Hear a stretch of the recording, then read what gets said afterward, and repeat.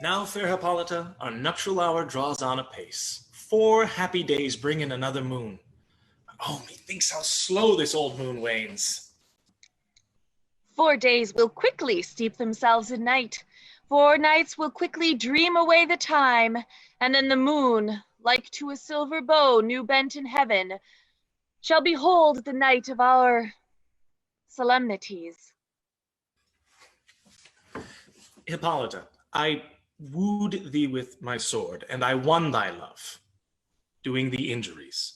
But I will wed thee in another key. Happy be Theseus, our renowned Duke. Thanks, good Aegeus. What's the news with thee? Full of vexation come I, with complaint against my child, my daughter Hermia. Stand forth, Demetrius.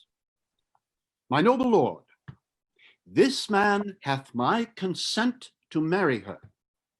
Stand forth, Lysander.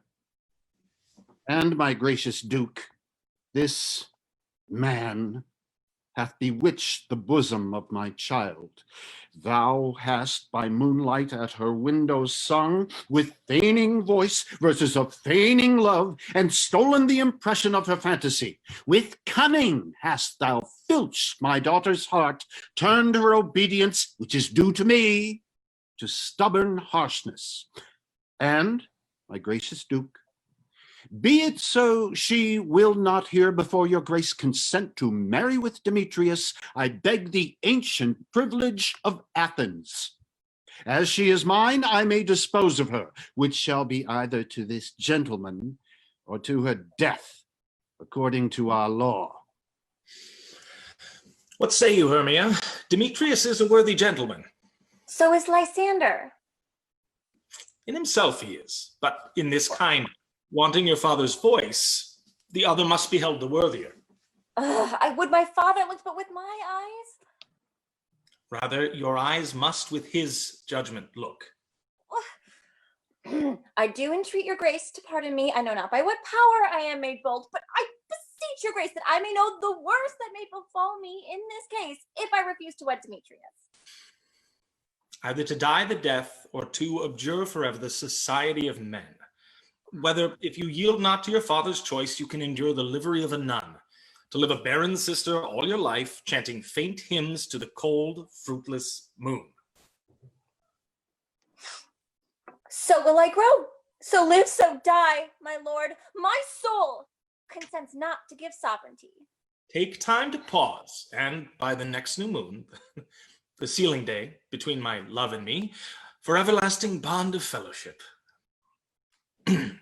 Upon that day, either prepare to die for disobedience to your father's will, or else to wed Demetrius.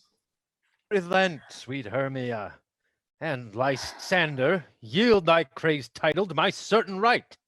You have her father's love, Demetrius. Let me have Hermia's. Do you marry him? Scornful Lysander, true he hath my love, and what is mine my love shall render him. And she is mine, and all my right of her I do estate unto Demetrius. I am, my lord, as well derived as he, as well possessed. My love is more than his.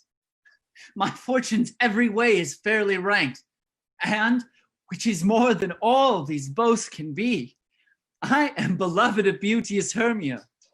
Why should not I then prosecute my right? Demetrius, I'll avouch it to his head, made love to Nidar's daughter, Helena, and won her soul, and she, sweet lady, dotes upon this spotted and inconstant man. I must confess that I have heard as much. But Demetrius, come, and come, Aegeus, you shall go with me. I have some private schooling for you both. For you, fair Hermia, look you arm yourself to fit your fancies to your father's will, or else the law of Athens yields you up to death or to a vowed single life. Come, my Hippolyta.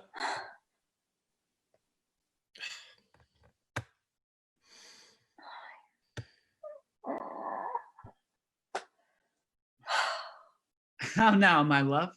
Why is your cheek so pale? how chance the roses there do fade so fast. Be like for want of rain, which I could well beteen them from the tempest of my eyes.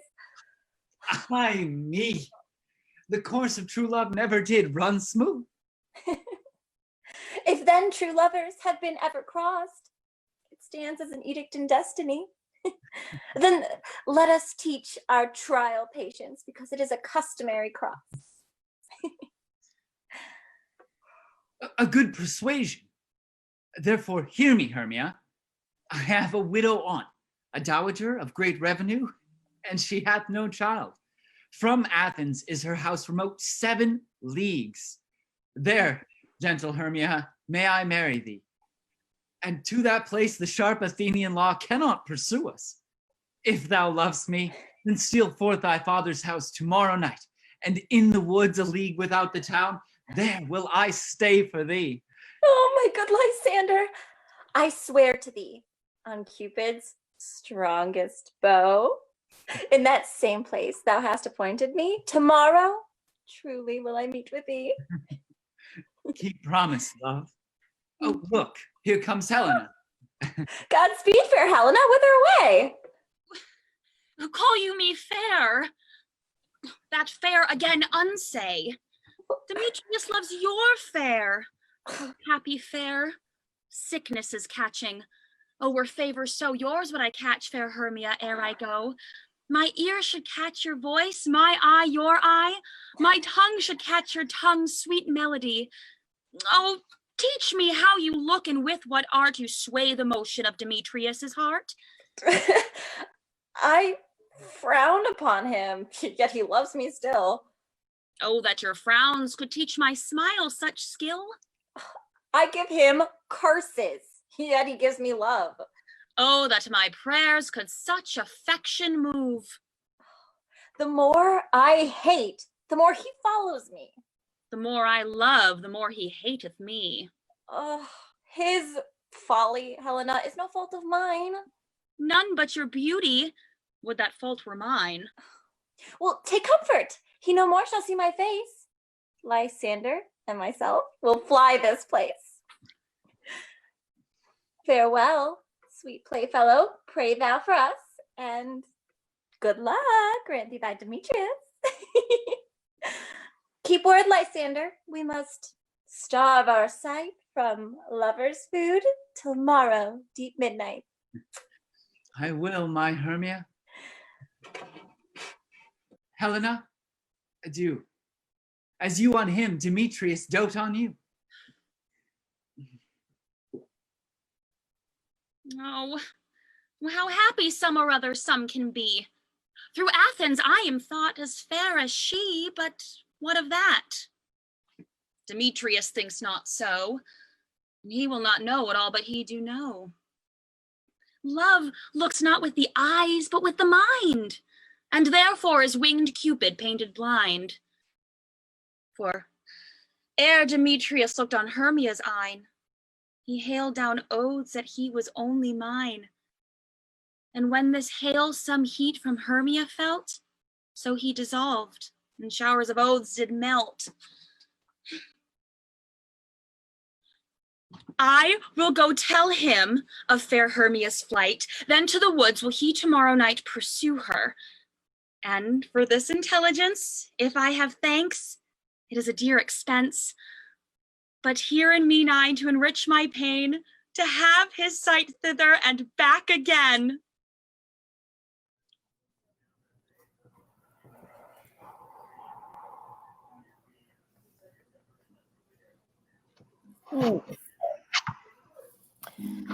Is all our company here? You were best to call them generally, man by man, according to the script. Okay.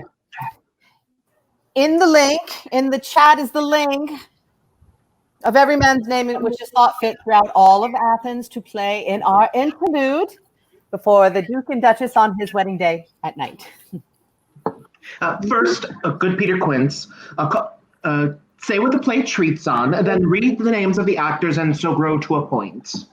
Yes, Mary, our play is the most lamentable comedy and most cruel death of Pyramus and Thisbe. A very good piece of work, I assure you, and merry. Now, good Peter Quince, call forth your actors by the scroll. Yes. Masters, spread yourselves. Yeah. Oh, hey. Oh, hey. Answer as I call you. Nick Bottom, the Weaver. Ready. Name what part I am for and proceed. You, Nick Bottom, are set down for Pyramus. What is Pyramus? A lover or a tyrant? Oh, a lover who kills himself most gallant for love. Oh. That'll ask some tears in the true performing of it. Yes, yes. If I do it, let the audience look to their eyes. I will move storms. I will condole in some measure. To the rest. Yes. Francis. Yet my chief humor is for a tyrant. Oh, I could play Ericles rarely, or a part Terracatin to make all split.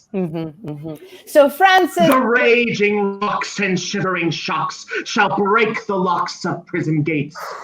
And this car shall shine from far and make and mar the foolish fates.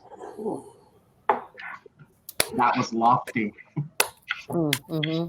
Yes, yes. I'll read the rest of the players. Francis Flute. Here, Peter Quince. Francis Flute, you must take Thisbe on you.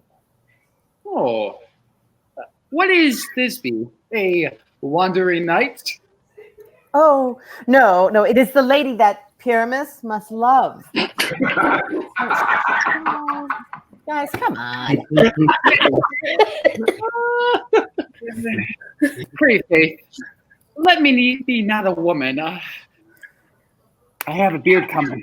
That is all one. You shall play it in a mask, and you may speak as small as you will. And I may hide my face. Let me play Thisbe too. I'll speak in a monstrous little voice. Thisbe! Thisbe! Oh, Pyramus, lover dear, my Thisbe dear, lady dear. No. You must play Pyramus and Thisbe. Francis Flute, you, Thisbe. Well, proceed. Robin Starveling. Here, Peter Quince. Robin Starveling, you must play Thisbe's mother. Tom Stout. Oh, here, Peter Quince. Yes. You, Pyramus's father, myself, Thisbe's father. Snug the Joiner, you, the lion's part. Have you the lion's part written? If it be given me, for I am slow of study. You may do it extempore, for it is nothing but roaring. Oh, let me play the lion too. I will roar that I will do any man's heart good to hear me. I will roar that I will make the Duke say, "Let him roar again." Okay, but you would roar again.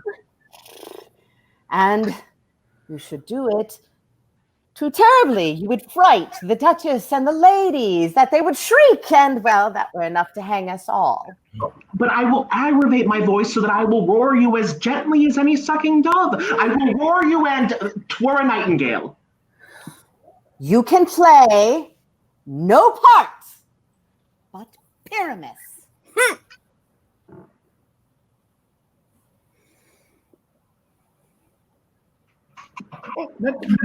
Where you coming back? Sweet man, a proper man, as one shall see on a summer day. Oh, a lovely gentleman-like man. The bottom, you must play Pyramus, please.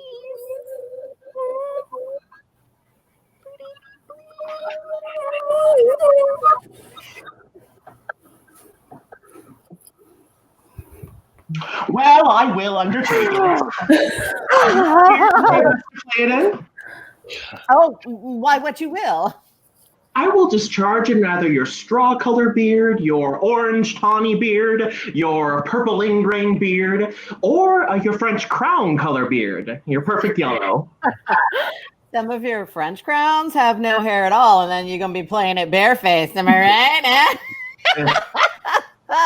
Oh, but masters. Again, the link, inside the link are your parts, and I am to entreat you, request you, and desire you to calm them by tomorrow night. And meet me in the Palace Wood, a mile without the town, by moonlight, and there we will rehearse. For if we meet in the city, we shall be dogged with company. There's no social distancing in town. So, and our device is known. In the meantime, I will draw a list of properties such as our play wants. Yes, I pray you, fail me not. We will meet, and there we may rehearse most obscenely and courageously. Take pains, be perfect. Adieu. Yes, at the Duke's Oak. At the Duke's Oak, we meet tomorrow. Okay. Enough. Hold or cut bowstrings. Are we? Okay. Thanks, everyone. All right, let's go ahead and we're going to go ahead. Which one is the off button? Just hit leave. Put it in your email. I'm not. There's no leave. There's no button. Sure there is. Okay. Thanks, everyone. Oh, now, spirit, whither wander you? Over hill, over dale, through brush and briar, over park, over pale, through flood, through fire. I do wander everywhere, swifter than the moon's sphere, and I serve the fairy queen, to do her orbs upon the green. Farewell, thou love spirits, I'll be gone. Our queen and our elves come here anon. The king doth keep his revels here tonight. Take heed the queen come not within his sight, for Oberon is passing fell in wrath, because that she, as her attendant, hath a lovely boy, stolen from an Indian king. She never had so sweet a changeling, but jealous Oberon would have the child, knight of his train to trace the forest wild. But she, perforce, withholds the loved boy, crowns him with flowers, and makes him all her joy. And now they never meet in grove or green, by fountain clear her spangled starlight sheen, but they do swear that all their elves for fear creep into acorn cups and hide them there. Either I mistake your shape or making quite, or else you are that shrewd and knavish sprite called Robin Goodfellow. Are not you he that frights the maidens of the villagery, misleads night wanderers laughing at their harm? Those that hobgoblin call you, and sweet pup, you do their work, and they shall have good luck. Are not you he? Thou speakest aright. I am that merry wanderer of the night. But room, fairy, here comes Oberon. And here my mistress. Would that he were gone.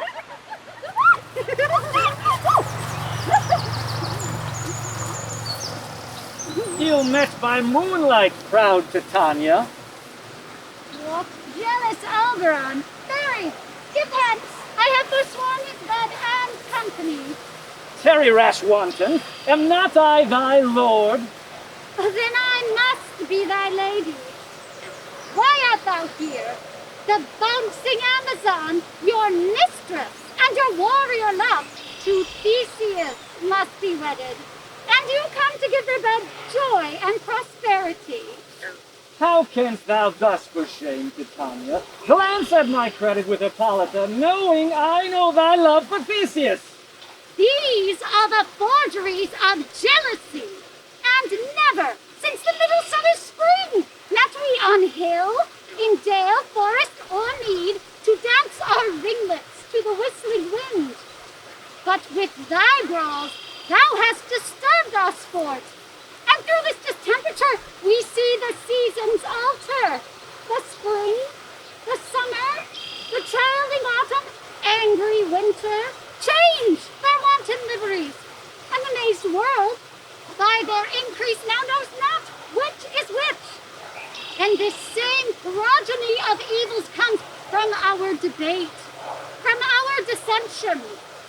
Why should Titania cross her Oberon? I do but beg a little changeling boy to be my henchman. His mother was a votaress of my order, but she being mortal, of that boy did die. And for her sake I do rear up her boy, and for her sake I will not part with him. Well, how long within this wood intend you stay? Perchance till Theseus' wedding day. Well, give me the boy, and I will go with thee. Not for thy fairy kingdom. Fairies, away! We shall try downright if I longer stay. Well, go thy way. Thou shalt nap from this grove till I torment thee for this injury. Gentle Puck, come hither. As thou rememberest, since once I sat upon a promontory, and heard a mermaid on a dolphin's back uttering such dulcet and harmonious breath, that the rude sea grew civil at her song, and certain stars shot madly from their spheres to hear the sea maid's music. I remember. That time when I saw, but thou couldst not, lying between the cold moon and the earth, Cupid, all armed, a certain aim he took at a fair-throned vestal in the west, and smartly he loosed his love shaft from his bow, as it should pierce 100,000 hearts. Yet marked I where the bolted Cupid fell.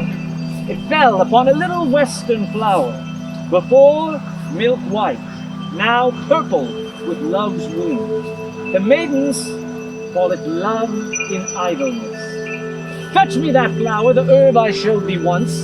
The juice of it on sleeping eyelids laid will make or man or woman madly dote upon the next live creature that it sees. I'll put a girdle around the earth in 40 minutes.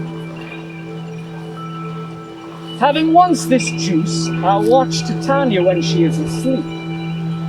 The liquor of it on her eyes, when she next awakes, will make or man or woman madly dote upon the next live creature that it sees, whether it be lion, bear, or wolf, or bull, meddling monkey, or busy ape. And as I should take this charm from off her sight, as I could remove it with another herb, I shall make her render up her page to me. But who comes here? I am invisible.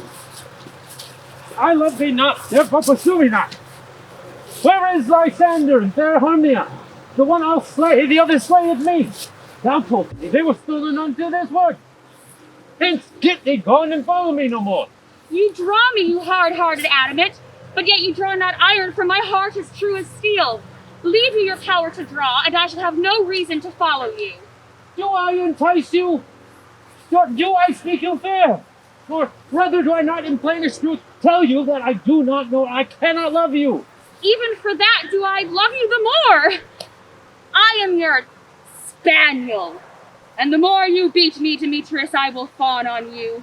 Use me but as your spaniel. Spurn me, strike me, neglect me, lose me. Only give me leave, unworthy as I am, to follow you. Tempt not too much the hatred of my spirit, for I am sick when I do look on thee. And I am sick when I look not on you. You do impeach your modesty too much, to leave this city and commit yourself into the hands of one who loves you not. Aye, the wildest hath not such a heart as you. Run when you will, the story shall be changed. Apollo flies, and Daphne holds the chase. I'll run from thee and hide me in the brakes, and leave thee to the mercy of wild beasts. Aye, the wildest hath not such a heart as you. I'll not stay thy questions. Let me go. Or, if thou follow me, do not believe, but I shall do thee mischief in the wood. I am a temple in the town, in the field you do me mischief. Fie, Demetrius. Your wrongs do set a scandal on my sex. We cannot fight for love as men may do. We should be wooed, and we're not made to woo. Oh, I'll follow thee and make a heaven of hell to die upon the hand I love so well. Fare thee well, nymphs. Ere he do leave this grove, thou shalt fly him, and he shall seek thy love. Hast thou the flower there? Aye, there it is.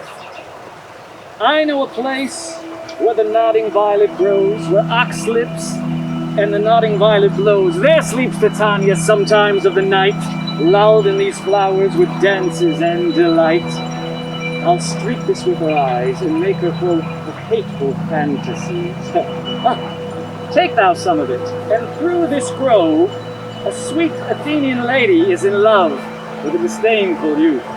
Anoint his eyes, but do it when the next thing he espies may be the lady. Thou shalt know the man by the Athenian garment he hath on. Fear not, my lord, your servant shall do so.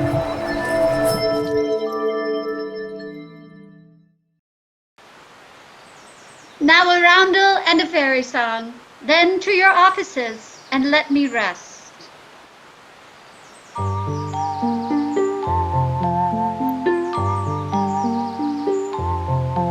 You spotted snakes with double tongue, thorny hedgehog be not seen. Newts and blind worms do no wrong, come not near our fairy queen. Philomel with melody, singing our sweet lullaby. La la la la lullaby, la la la la lullaby. Never harm nor spell nor charm, come our lovely lady nigh. So good night with lullaby.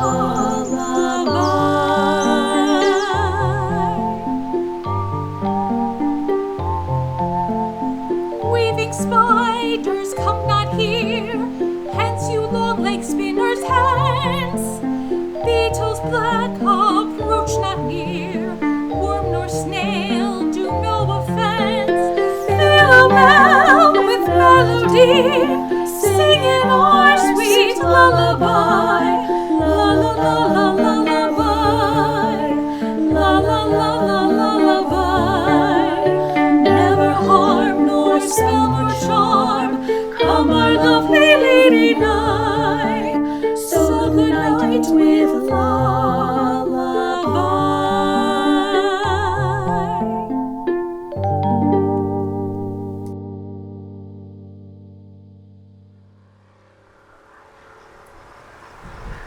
Thanks. Away. Now all is well.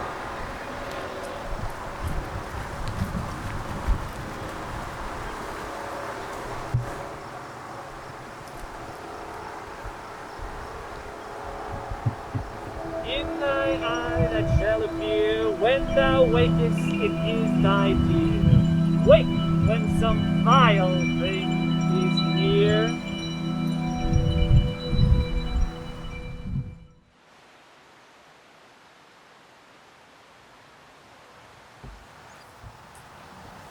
Fair love, you faint with wandering in the wood. And, to speak troth, I have forgot our way. We'll rest us, Hermia, if you think it good, and tarry for the comfort of the day. Be it so, Lysander. Find you out of bed, for I, upon this bank will rest my head. One turf shall serve as pillow for us both. One heart, one bed, two bosoms, and as one trough. Lysander! For my sake, my dear, right further off yet. Do not lie so near. Oh, take the sense, sweet, of my innocence. Love takes the meaning of love's confidence. I mean that my heart unto yours is knit, so that but one heart we can make, two bosoms interchained with an oath, so then two bosoms and a single trough. Then by your side no bedroom we deny, for lying so, Hermia, I do not lie. Oh, Lysander riddled very prettily. Oh, now much beshrew my manners and my pride if Hermia meant to say Lysander lied. Oh, but for my sake, sweet friend, for loving courtesy, lie further off yet in the modesty.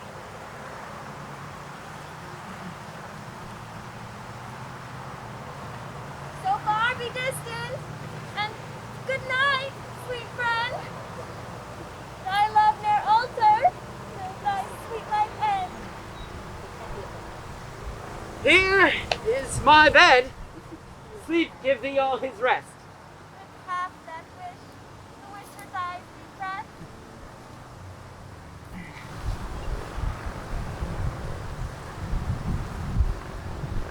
Through the forest have I gone, but Athenian Cupid's eyes I might have moved this flower's force and stirring love. Night and silence. Who was there? Weeds of Athens he doth wear. This is he, my master said, despise the Athenian maid.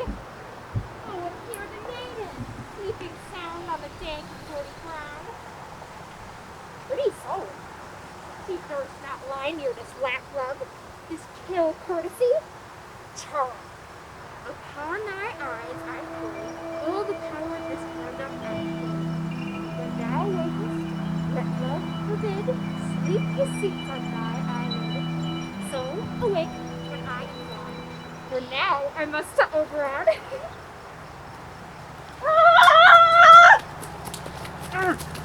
Stay, no, thou kill me, sweet Demetrius! I turn thee hence, and do not harm me thus! Oh, wilt thou darkling leave? Do not so! Stay, on thy peril, I alone will go! Oh, I am out of breath in this fond chase. The more my prayers, the lesser is my grace. Happy is Hermia, wheresoe'er she lies, for she hath blessed and attractive eyes. How came her eyes so bright? Not with salt tears. If so, my eyes are oftener washed than hers. No, I'm ugly as a bear. For beasts that meet me run away for fear. Oh, but who is here? Lysander on the ground? Dead? Or asleep? I see no blood, no wound. Lysander, if you live, good sir, awake! And run through fire I will for thy sweet sake. Transparent Helena, nature shows art that through thy bosom makes me see thy heart. Oh, where is Demetrius? How fit a word is that vile name to perish on my sword. Do not say so, Lysander. Lord, say not so. What, though he love your Hermia, Lord, what though? Yet Hermia still loves you, so be content. Content with Hermia? No! I do repent the tedious minutes I with her have spent. Not Hermia, but Helena I love, who will not change a raven for a dove. Wherefore was I to this keen mockery born? When at your hands did I deserve such scorn? But fare you well. Perforce I must confess I thought you lord of more true gentleness. She sees not Hermia. Hermia, sleep thou there, and never mayst thou come Lysander near. All my powers address your love and might, to honor Helen and to be her knight.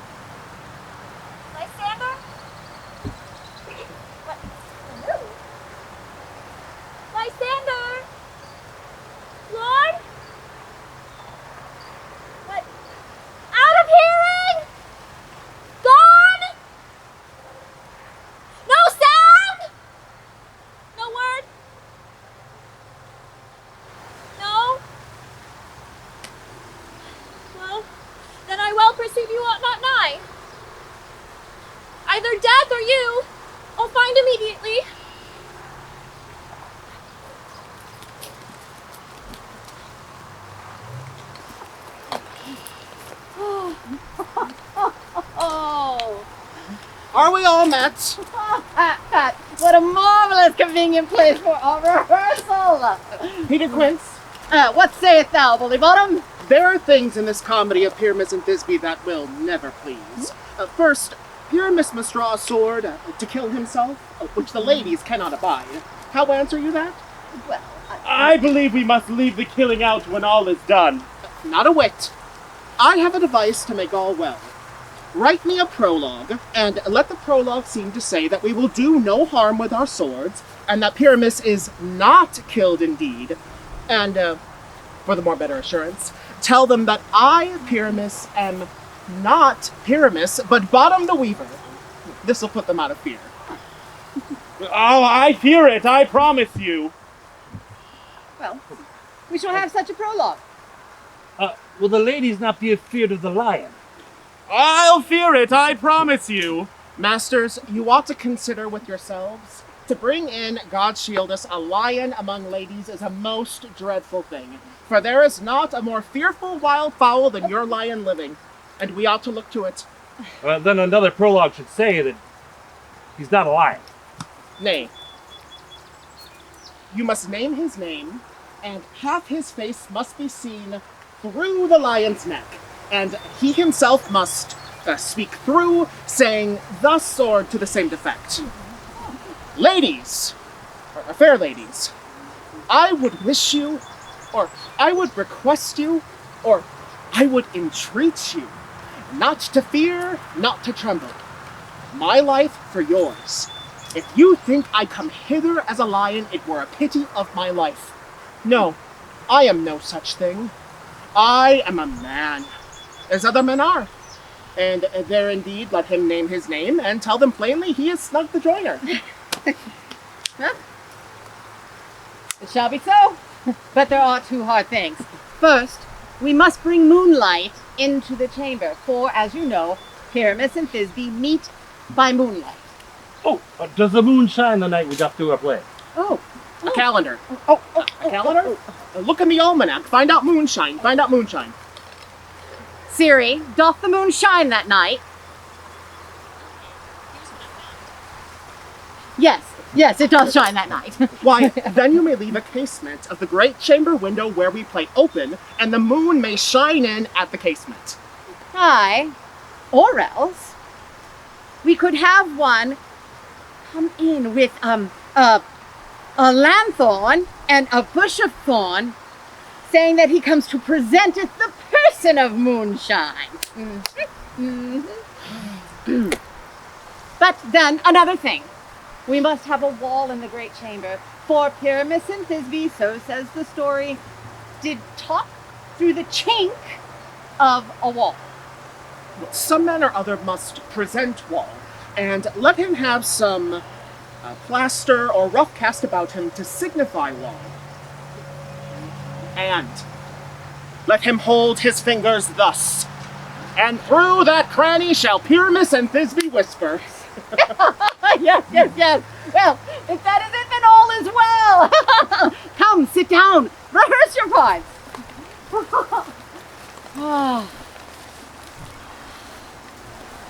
What have we swaggering here, so near the cradle of the fairy queen? What? A play toward? I'll be an auditor. An act or two, perhaps, if I see cause.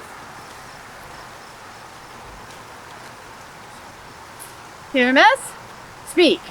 Thisbe, stand forth. Here, Peter Quince. Thisbe, the flowers of odious savor sweet. Odors savor sweet. So hath thy breath, my dearest Thisbe dear. But hark, a voice. Stay thou but here a while, and by I will to thee appear. A stranger Pyramus than e'er played here. Must I speak now? Aye, you must. And you must understand that he has gone to see a noise that he has heard and is to come again.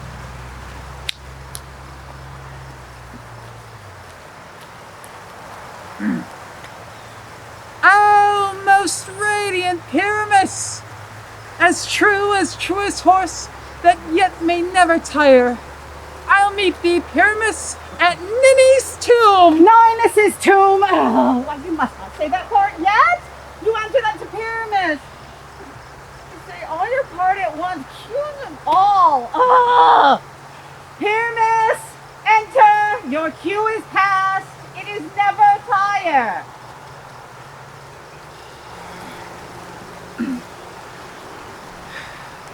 As truest horse that yet may never tire. If I were fair, Thisbe, I were only thine! Oh, monstrous, so strange! Pray, masters, fly!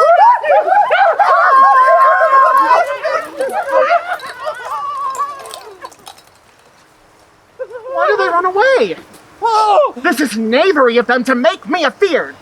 Bottom, thou art changed. What do I see in thee? What do you see? You see an ass head of your own, do you?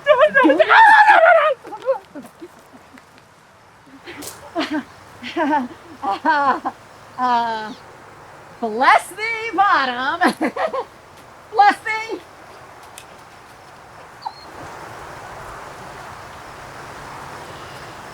I see their knavery. This is to make an ass of me, to fright me if they can. But I will not stir from this place, do what they can. I will walk up and down here, and I will sing, and they shall hear I am not afraid. The osso cock so black, the hue with orange and tawny bill. The throstle with his note so true, the men with little quill. What angel waits me from my flowery bed?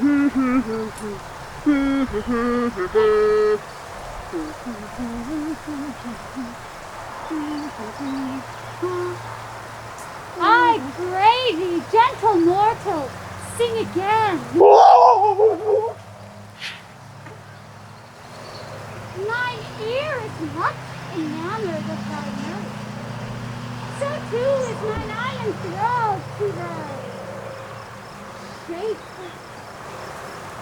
And thy fair virtue's force doth move me on the first view to say, to swear, I love thee.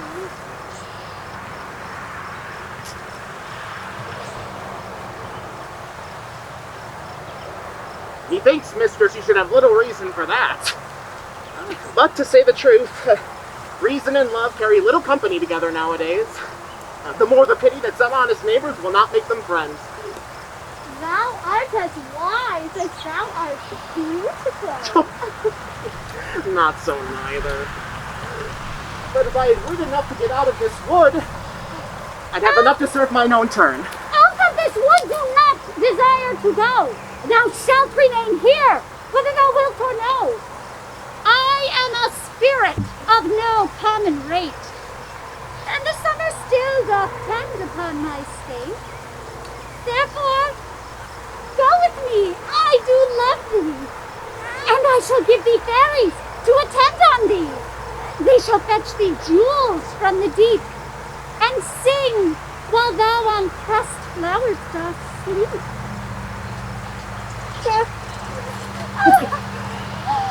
He's about to pop a muffin mustard seed!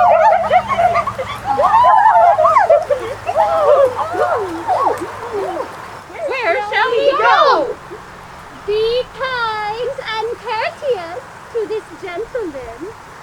Feed him apricots and dewberries with purple grapes, green figs, and mulberries. And pluck the wings from painted butterflies to fan the moonbeams from his sleeping eyes. But not to him else, do him courtesy. Hail, mortal! Hail! Hail! Hail! I beseech your worship's name. Cobweb! I desire your more acquaintance, good Master Cobweb. If I cut my finger, I shall make gold with you. Your name, honest gentleman? Peas Blossom. Good Master Peace Blossom. I desire your more acquaintance too. Oh, your name, I beseech you, sir. Mustard Seed. Good Master Mustard Seed. I know your patience well. I desire your more acquaintance, good Master Mustard Seed. Come, wait on him. Lead him to my bower.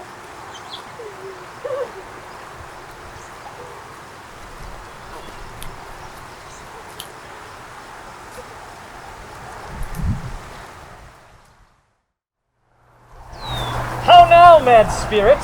What night rule now about this haunted grove? My mistress with a monster is in love.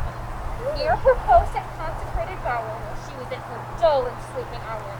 Cruel passions, rude mechanicals met together to rehearse play, intended for great Theseus nuptial. The shallowest, thick skin of that barren sort, Pyramus presented in their sport forsook his scene, and entered in a grave. When I did him at this advantage take, an ass's knoll I fixed on his head. Anon his Thisbe must be answered. And forth my mimic comes. When they him spy, at his sight away his fellows fly. When, in a moment, so it came to pass, Titania waked, and straightway loved an ass.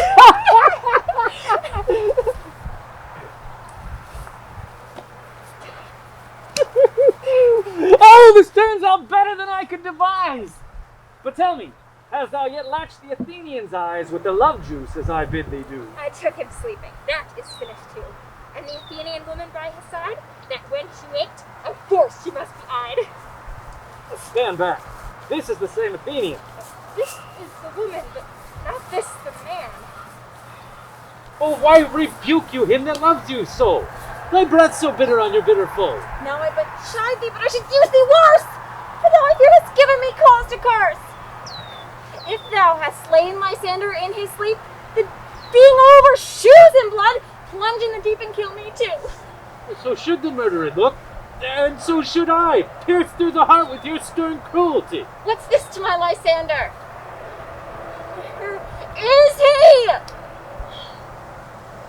Good, Demetrius. Wilt thou give him me? I had rather give his carcass to my hound. Dog out! Cur!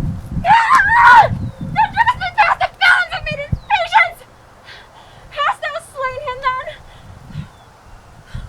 I am not guilty of Lysander's blood, nor is he dead for aught that I can tell. I pray thee, tell me then that he is well! And if I could, what should I get therefore? A privilege? Never to see me more, and from thy hated presence for thyself see me no more, whether he be dead or no. There's no following her in this fierce vein. Here, therefore, for a while I will remain.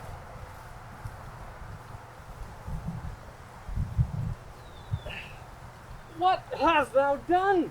Thou hast mistaken quite, and laid the love juice on some true love sight. About the wood go, swifter than the wind, and Helena of Athens seek thou find. All fancy sick she is, and pale of cheer, with sighs of blood that cost the fresh blood dear. By some illusion, see thou bring her here. I'll charm his eyes against she to appear. I go, look how I go, swifter than arrow from a Tartar's bow.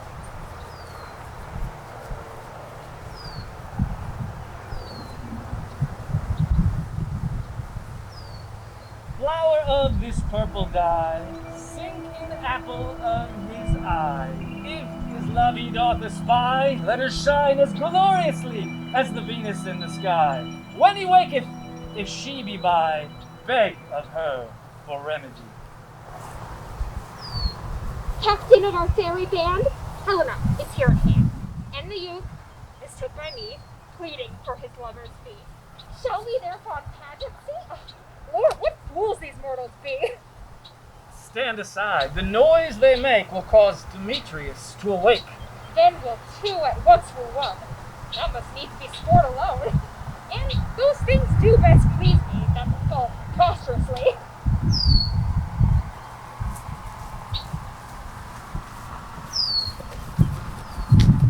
Why should you think that I should woo and scorn?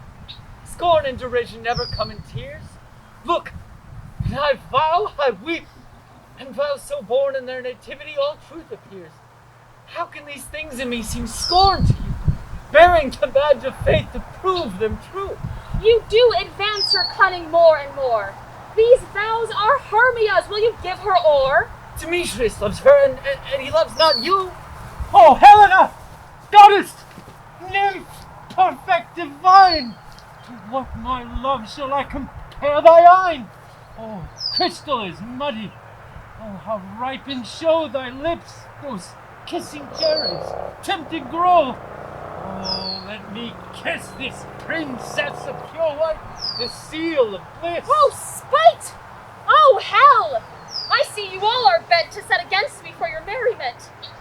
If you were civil and knew courtesy, you would not do me thus much injury. Can you not hate me as I know you do, but you must join in souls to mock me too? You both are rivals and love Hermia, as now both rivals to mock Helena. You are unkind, Demetrius. Be not so. For you love Hermia, this you know I know. And here, with all goodwill, with all my heart, in Hermia's love I yield you up my part. Lysander, keep thy Hermia. I will not. If e'er I loved her, all that love is gone. Look, where thy love comes. Yonder is thy dear. Oh, thou art not mine eye, Lysander found. Mine ear! I beg it, let me to thy sound. But why unkindly didst thou leave me so? Why should he stay, whom love doth press to go? Love could press Lysander from my side. Lysander's love, that would not let him by. Fair Helena, who more engilds the night than all your fiery O's and eyes of light. Why seek'st thou me? Could this not make thee know the hate I bear thee that made me leave thee so? Oh, you speak not as you think. It cannot be. Lo, she is one of this confederacy. Now I perceive they have conjoined all three to fashion this false sport in spite of me. Injurious Hermia, most ungrateful maid, have you conspired, have you with these contrived to bait me with this foul derision? Is all the counsel that we two have shared, the sisters' vows, the hours that we have spent when we have chid the hasty-footed time for parting us? Or is it all forgot? We, Hermia, like two artificial gods, both warbling on one song, both in one key, as if our hands, sides, voices, and minds were all incorporate.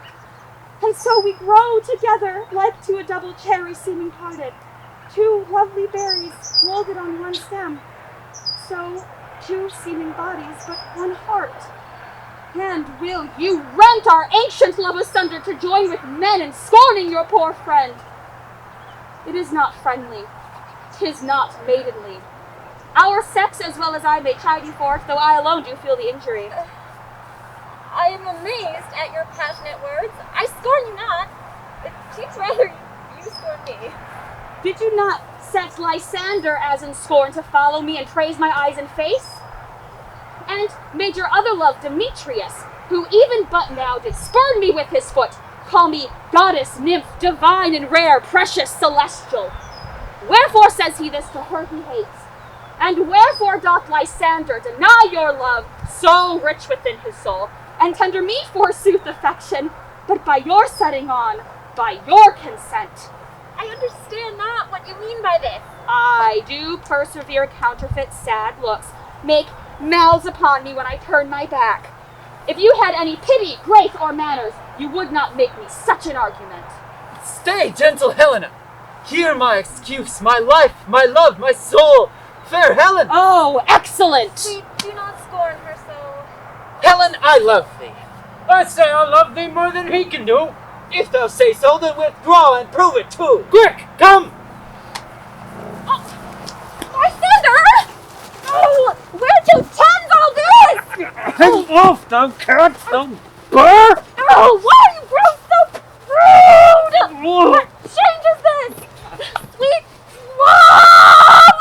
Thy love! Oh! Out, loathed medicine-hating potion! Oh, hence! Do you not jest? Yes, sooth, and so do you! Demetrius, I will keep my word with thee. I would I had your bond, for I perceive a weak bond holds you. I'll not trust your word. What, should I hurt her? Strike her? Kill her dead? Although I hate her, I shall not harm her so. What, can you do me greater harm than hate? Am not I Hermia? Are not you Lysander? Since night you loved me. Yet, since night you left me. Be certain, nothing truer, 'tis no jest, that I do hate thee and love Helen.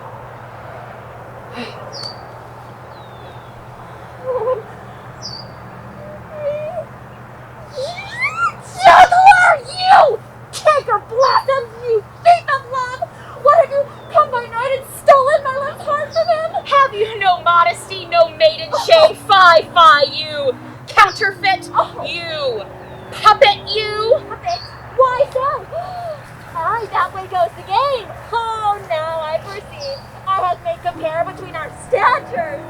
Oh, she had urged her height, and with her personage, her tall personage, her slight pursuit, she had prevailed with him. And are you grown so high in his esteem because so dwarfish and so low? How low am I, thou painted maple? Speak! How low am I?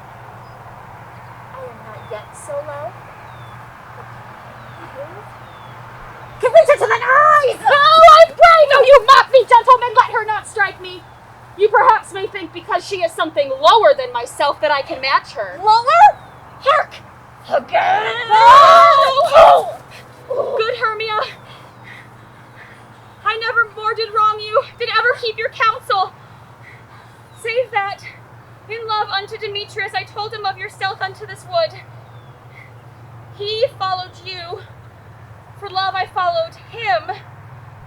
Now will you let me quiet go? To Athens will I bear my folly back and follow you no further.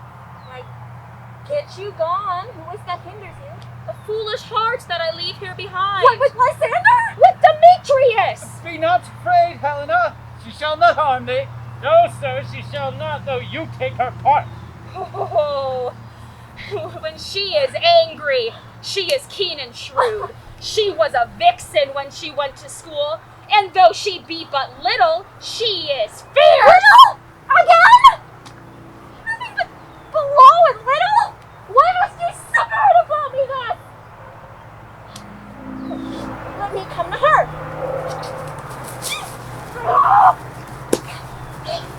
Get you gone, dwarf, you bead, you acorn. Let her alone. Speak not of Helena, take not her part. For if thou dost intend ever so little show love to her, thou shalt abide it. She holds me not.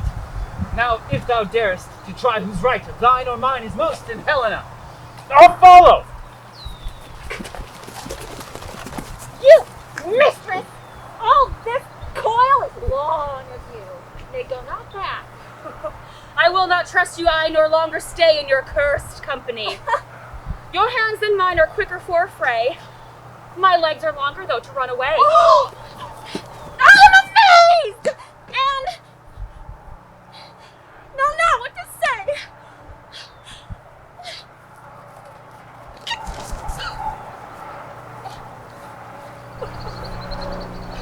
This is thy negligence. Believe me, King of Shadows, I mistook. Did not you tell me I should know the man by the Athenian garment he had on? And so far blameless proved my enterprise, that I'm proud rated an Athenian's eyes. And so far I might glad it so did sir. For this their juggling, I have seen a sport. Seest thou, these lovers seek a place to fight. Therefore, Robin overcast the night, and lead these testy rivals so astray, as one come not within another's way. Then, crush this herb into Lysander's eye, whose liquor hath the virtuous property to take from thence all error with his might, and make his eyeballs roll with wonted sight. When next they wake, this derision shall seem a dream and fruitless vision. Back to Athens shall the lovers wend, with league whose date till death shall never end. While I in this affair do thee employ, I'll to my queen, and beg her Indian boy. My fairy lord, this must be done with haste. The night's swift dragons cut the clouds full fast. Notwithstanding haste, make no delay. We may effect this business yet, we ordain. Up and down, I will lead them up and down. I am feared and filled in town, I will lead them up and down. Here comes one. Where art thou, proud Demetrius? Speak thou now! Here, villain, drawn and ready. Where art thou? I will be with thee straight. Follow me then to plainer ground. Lysander! Speak again! Thou runaway! Thou coward art thou fled! Follow my voice. We'll try no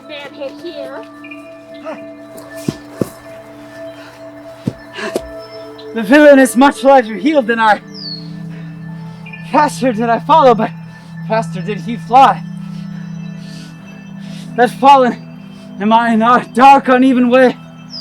Here will rest me. Come, thou gentle day, for if but once thou show me thy grey light, I'll find Demetrius and revenge this spite. Ho, coward! Why comest thou not? Thou mockst me? Thou shalt buy this deer if ever I thy face by daylight see! Now go thy way! Faintness constraineth me to measure out my length on this cold bed. By day's approach, look to be visited! Oh, night! Oh, long and tedious night, abate thy hour! Shine comforts from the east that I must go back to Athens by daylight from these that my poor company detest. And sleep that sometimes shuts up sorrow's eye. Steal me a while from mine own company. Yet but 3. Come one more. 2 of both kinds make up 4. Oh, here she comes, cursed and sad. Cupid is a knavish lad. He must have made poor females mad.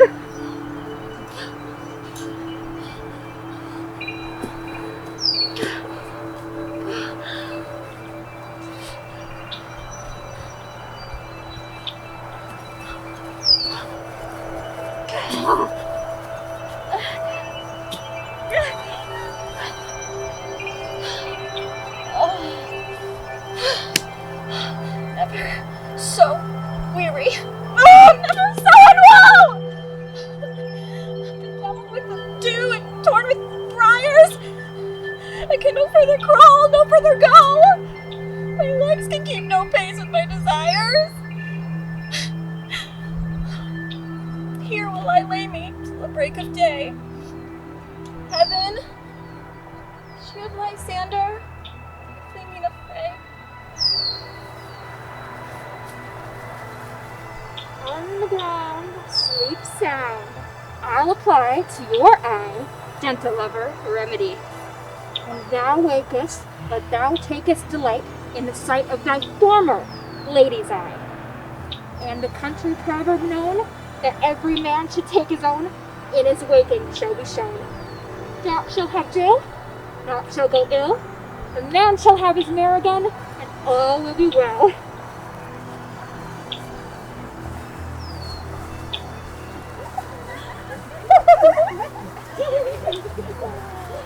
Come, sit thee down upon this flowery bed, while I thy amiable cheeks do coy, and stick musk roses in thy sleek, smooth head, and kiss thy fair, large ears, my gentle joy. Where's Cobweb? Ready? Scratch my head. Peace Blossom? Where is Monsieur Peace Blossom? What is your will? Help Calvary Cobweb to scratch. Oh, I must to the barber's, monsieur, for methinks I am marvelous hairy about the face. When I am such a tender ass, if I tear my hair do but tickle me, I must scratch. Wilt thou hear some music, my sweet love? I have a reasonable good ear in music. Or say, sweet love, what thou desirest to eat. Methinks I have a great desire to a bottle of hay. Good hay, sweet hay. I have a venturous fairy that shall seek the squirrel's hoard and fetch thee new nuts. I'd rather a handful or 2 of dried peas. But I pray you, let none of your people disturb me. I have an exposition of sleep come upon me. Sleep thou, and I shall wind thee in my arms. Fairy, be gone, and be always away.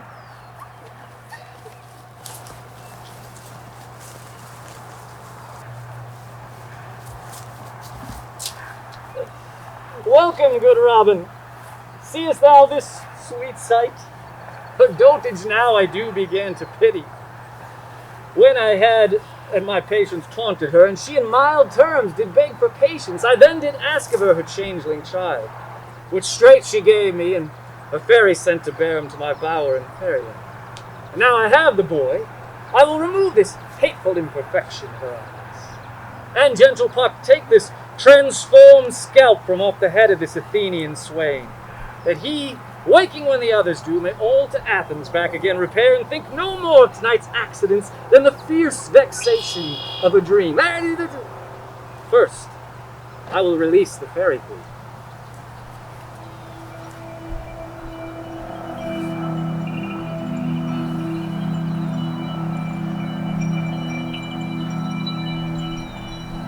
My Oberon, what visions have I seen? Methought I was enamored of an ass. There lies your love. How came these things to pass? Oh, how mine eyes do loathe his visage now. Silence a while. Robin, take off this head. Come, my queen, take hands with me, and rock the ground whereon these sleepers be. Now thou and I are new in amity, and will tomorrow midnight solemnly dance in Duke Theseus' house triumphantly. Fairy King, attendant Mark, I do hear the morning lark. Come, my lord, and in our flight, tell me how it came this night that I sleeping here was found with these mortals on the ground.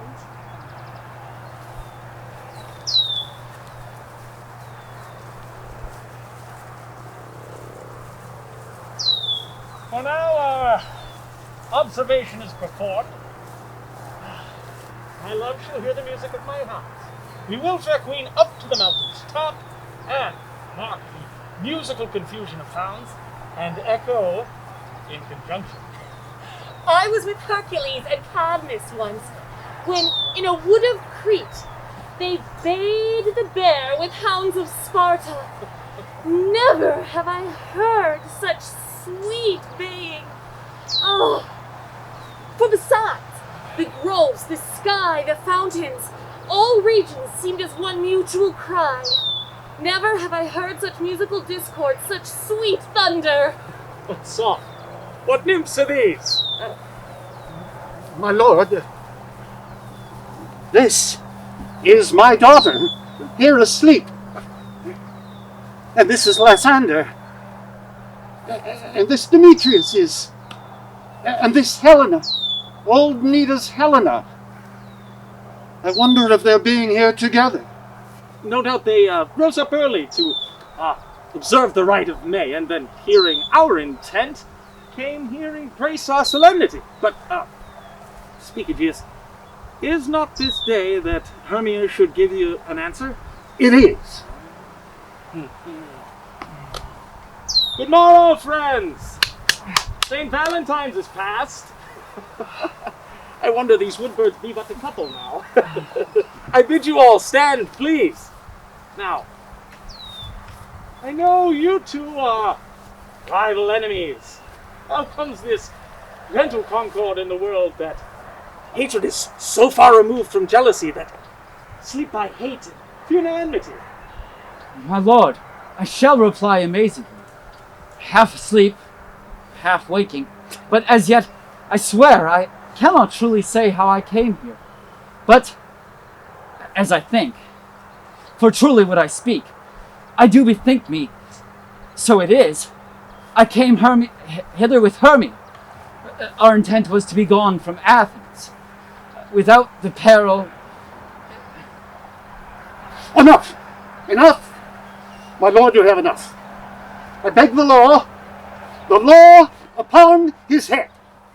My lord, fair Helen told me of their stealth, of this their purpose hither to this wood, and I in fury hither followed them, fair Helena in fancy following me.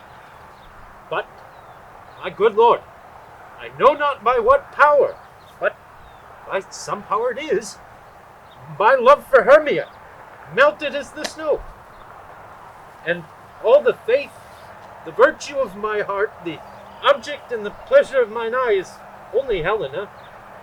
To her, my lord, was I betrothed ere I saw Hermia. But, like in sickness, I did loathe this food. But, as in health, return to my natural tastes, now I do wish it, love it, long for it, and will forevermore be true to it. Fair lovers, you are fortunately met.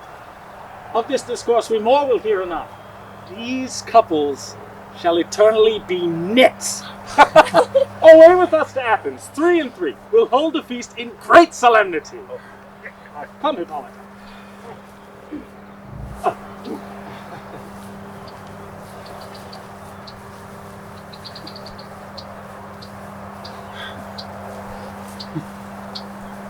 These things seem small and undistinguishable. Are you sure that we are awake? It seems to me that yet we sleep. We dream? Did not you think the Duke was here and bid us follow him? Yea, and my father and Hippolyta. And he bid us follow to the temple. Why, then we are awake. Let's follow him, and by the way, let us recount our dreams.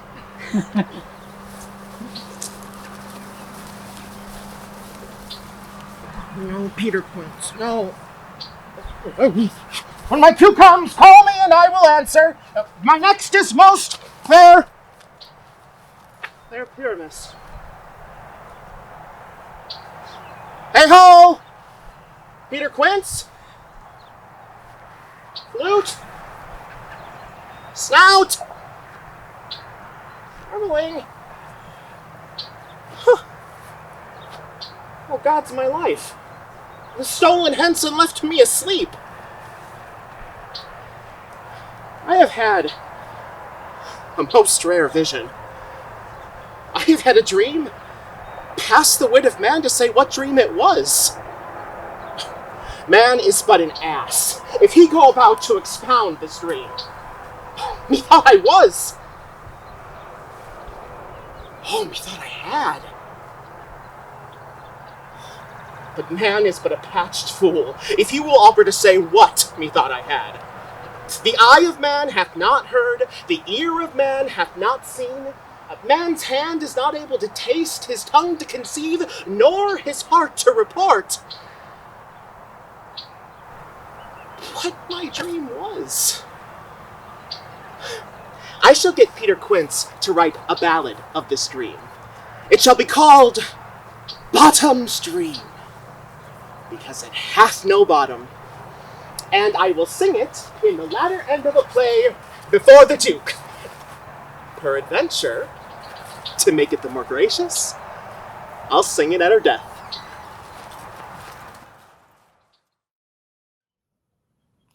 Have you sent to Bottom's house yet? Has he come home? He cannot be heard of. If he comes not, then the play is marred. It go not forth, doth it? Oh, it is not possible. You have not a man in all of Athens able to discharge Pyramus, but he. No, he hath simply the best wit of any handicraft man in Athens. Oh, and the best person, too. He's but a paramour of a sweet voice. You must say paragon. A paramour is, God bless us, a thing of naught. Where are these lads? Where are these lads? I'm a most courageous day, almost happy hour. Masters, I am to discourse wonders, but ask me not what, for if I tell you, I am no true Athenian. I will tell you everything right as it played out. Let us hear, sweet Bottom. Not a word of me. All that I will tell you is that the Duke hath dined. Get your apparel together, good strings for your beards, new ribbons for your pumps. Meet presently at the palace, every man look o'er his part. For the short and the long is, our play is preferred. I knew it. I knew it. Yeah. I knew it. Yeah. I mean, we're excited. So, okay. In any case, let Thisbe have clean linen. Let not he who plays the lion pare his nails, for they shall hang out for the lion's claws. And Most dear actors, eat neither onions nor garlic, for we are to utter sweet breath. And I do not doubt but to hear them say, it is a sweet comedy. No more words. Away.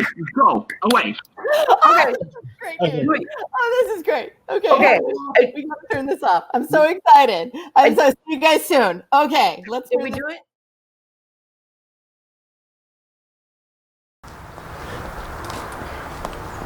"'Tis strange, my lord, these lovers speak of." Ah, more strange than true. I may never believe such antique fables, such fairy toys. These lovers and the madmen are all of the imagination compact. But all the stories of the night told over, and all their minds transfigured so together, more reality than stranger's fiction. Oh, here come the lovers, full of joy and mirth. Come, gentle friends, come. Now, what masks, what dances shall we have to while away this long age of 3 hours between our after supper and our bedtime? The battle with the centaurs, to be sung by an Athenian eunuch with a harp. Yes. Oh, well, none of that. The thrice three muses, mourning for the death of learning, late deceased by beggary. That is some satire, keen and critical, not sorting with a nuptial ceremony. A tedious brief scene of young Pyramus and his love Thisbe. Very tragical mirth. Very and tragical, tedious and brief. And we shall hear it.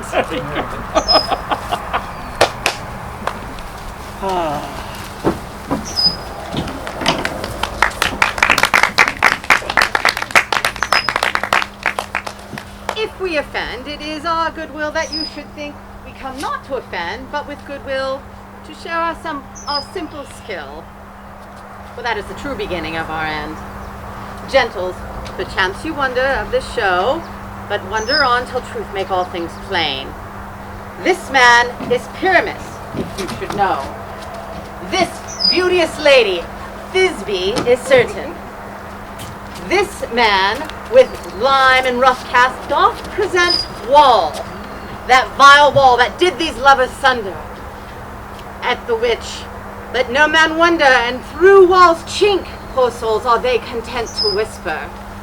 This man, with lanthorn, dog, and bush of thorn, presenteth moonshine, if you should know. For by moonshine did these lovers think no scorn, to meet at Ninus' tomb, there to woo.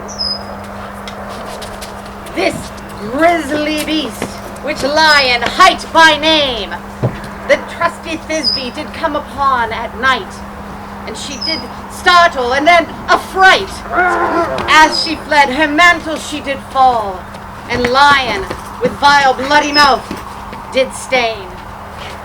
Anon comes Pyramus, sweet youth and tall, finding his trusty Thisbe's mantle slain, and whereat with blade, with bloody blameful blade, where is the blade?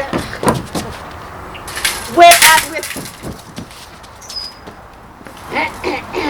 with blade, with bloody blameful blade, did he broach his boiling bloody breast, and Thisbe, tarrying in mulberry shade, his dagger drew and died. For all the rest, let lion, moonshine, wall, and lovers twain at large discourse, while here they do remain. I wonder if the lion beats speak. No wonder, my lord. One lion may when many asses do. In this same interlude it doth befall that I, one Snout by name, present a wall. And such a wall as I would have you think that had in it a crannied hole or tiny chink, through which our lovers, Pyramus and Thisbe, would whisper often. very secretly. This loam is rough-hewn, and these stones doth show that I am that same wall. The truth is so. And here the cranny is.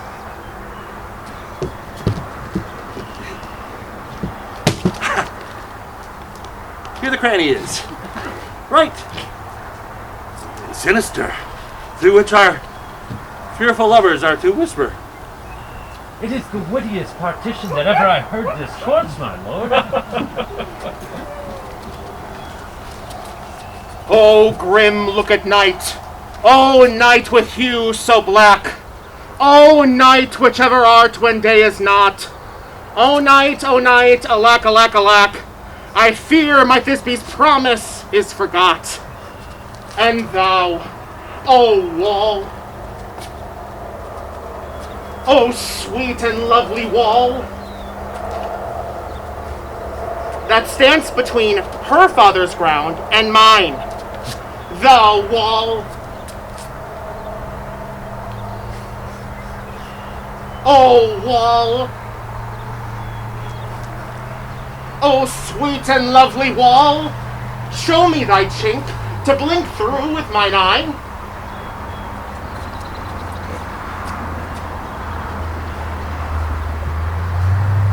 Thanks, courteous wall. Jove shield thee well for this. But what see I? No Thisbe do I see. O wicked wall, through whom I see no bliss. Cursed be thy stones for thus deceiving me. The wall, methinks, thinking sensible, should curse again. No, in truth, sir, he should not. Deceiving me is Thisbe's cue. She is to enter now, and I am to spy her through the wall. You shall see, it'll fall pat as I told you. Yonder she comes. Oh, wall! Full often hast thou heard my moans for parting my fair Pyramus and me. Thy cherry lips had often kissed thy stones with lime and hair knit up in thee. I see a voice. Now will I to the chink to spy, and I hear my Thisbe's face. Thisbe! My love thou art. My love, I think. Think what thou wilt. I am thy lover's grace. Oh, kiss me through the hole of this vile wall. Mwah! I kiss the wall's hole, not your lips at all. Wilt thou at Ninny's tomb meet me straightway? Ninus! At Ninus's tomb meet me straightway? Tie life, tie death, I come without delay.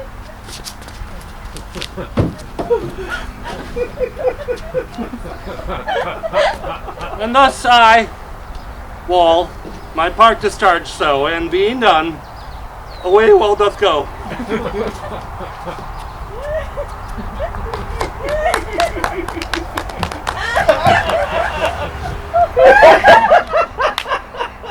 This is the silliest stuff that ever I heard.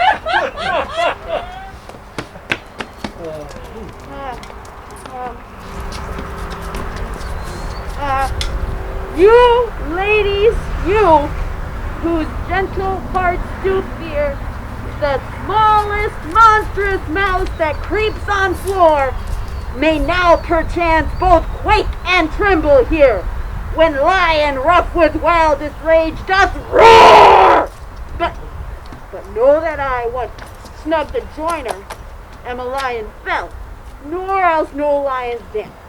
For if I should as lion come and stripe into this place, 'twere pity on my life. A very gentle beast, and out of a good conscience. The very best of the beast, my lord, that e'er I saw. This lanthorn doth the horn moon present. He should have worn the horns on his head. Here's no crescent, and the horns are within the circumference. This lanthorn doth the horn moon present. Myself the man in the moon do seem to be. This is the greatest error of all the rest. The man should be in the moon. How else it were the man within the moon? I am weary of this moon. What he would change? Well, judging by his diminishing light, he is within the wane, and will be passing shortly. But in all fairness and in all reason, we must stay the time. Proceed, Moon. All that I have to say is to tell you is, this lanthorn is the moon. I, the man in the moon, do seem to be. This thorn bush, my thorn bush. This dog, my dog. Why, all these should be in the lanthorn, for all these are in the moon. But silence, here comes Thisbe. This is Ninny's tomb. But where is my love?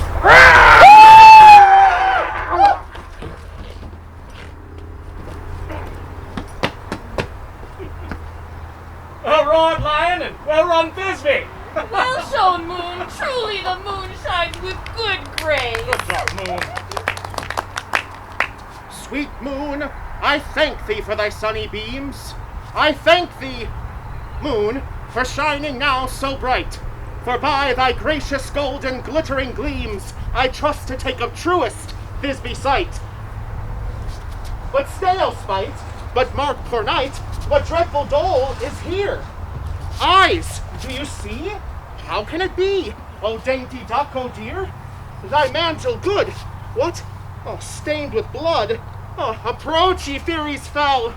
Oh, fates, come, cut thread and thrum, quail, crush, conclude, and quell. Oh, beshrew my heart, but I pity the man. Oh, wherefore, nature, didst thou lion's frame, since lion vile here hath deflowered my dear, which is, no, which was, the fairest dame that lived, that loved, that liked, that looked with cheer. Come, tears, confound, out, sword and wound, the pap of Pyramus, aye, that left pap, that where heart doth hop. Thus die I, thus, now am I dead, now am I fled. My soul is in the sky. Tongue, lose thy light. Moon, take thy flight.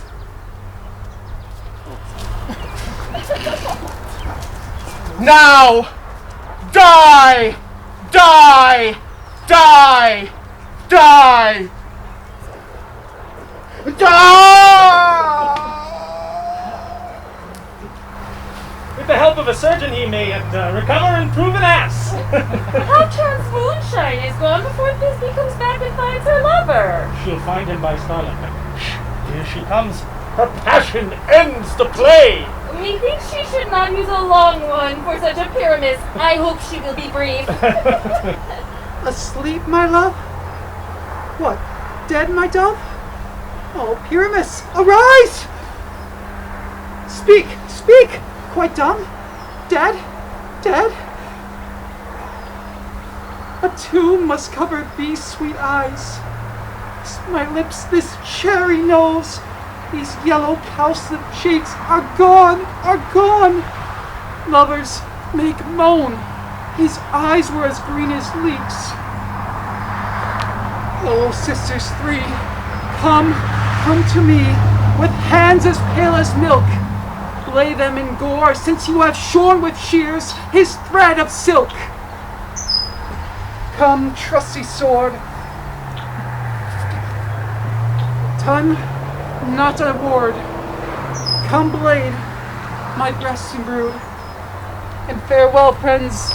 Thus Thisbe ends. Adieu. Moonshine and Lion are left to bury the dead. Aye, and Wall too. No, assure you, the wall is down that part of their fathers.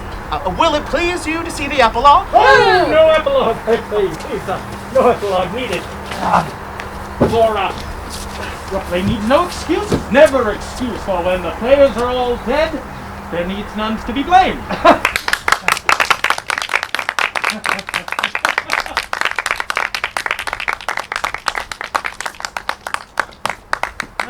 iron time of midnight hath told.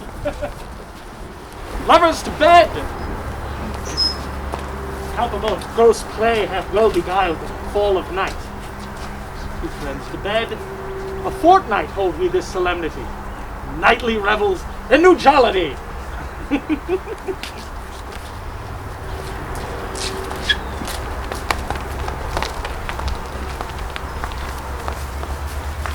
Now the hungry lion roars, and the wolf behowls the moon.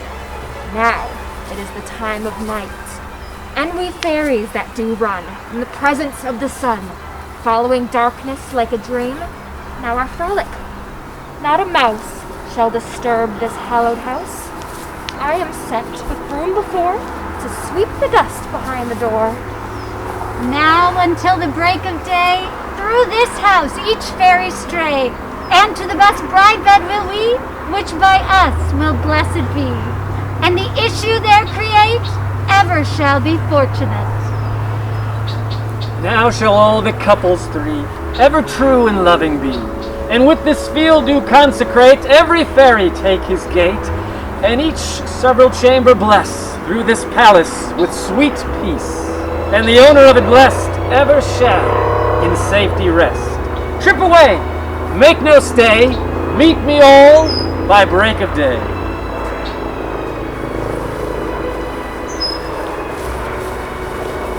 If we shadows have offended, think but this, and all is mended, that you have but slumbered here, while these visions did appear. And this weak and idle theme, no more yielding but a dream. Gentles, do not reprehend. If you pardon, we will mend. And as I am an honest pup, if we have an earned luck now to escape the serpent's tongue, we will make amends ere long, else the pup a liar called. So, good night unto you all. Give me your hands, if we be friends, and Robin shall restore amends.